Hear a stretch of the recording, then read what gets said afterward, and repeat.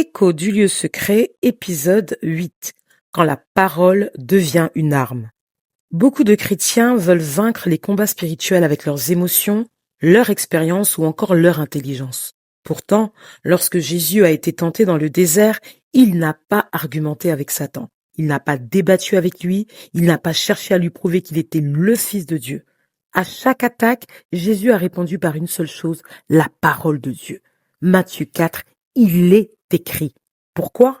Parce que le diable ne craint pas notre opinion, il ne craint pas notre éloquence, il ne craint pas notre connaissance humaine, il craint celui qui est plus puissant que lui, Dieu.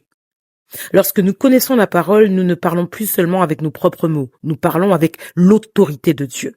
Chaque verset mémorisé, médité et cru devient une arme spirituelle entre nos mains.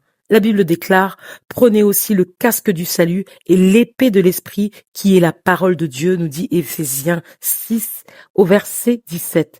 Remarquons que dans toute l'armure du chrétien, la parole est la seule arme offensive.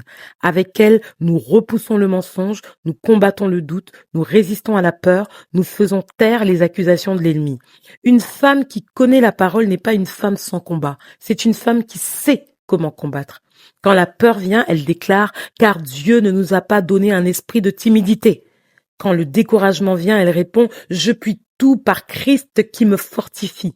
Quand l'ennemi lui rappelle son passé, elle proclame « Il n'y a donc maintenant aucune condamnation pour ceux qui sont en Jésus-Christ ». La victoire n'est pas dans le volume de notre voix. La victoire est dans la vérité de la parole que nous déclarons avec foi. Femme diadème, ne vous contentez pas de posséder une Bible. Remplissez-vous de la parole, méditez-la, apprenez des versets par cœur, lisez-la jusqu'à ce qu'elle fasse partie de vous. Le jour de l'épreuve n'est pas le jour où l'on forge une épée, c'est le jour où l'on s'en sert.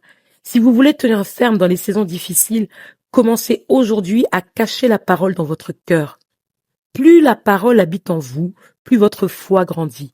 Plus votre foi grandit, plus vos combats changent de dimension. Que chaque femme diadème devienne une femme capable de dire, face aux attaques de l'ennemi, il est écrit. Car lorsque la parole de Dieu remplit notre bouche, elle devient une arme dans nos mains et une lumière sur notre chemin. À bientôt dans un nouvel épisode de Écho du lieu secret.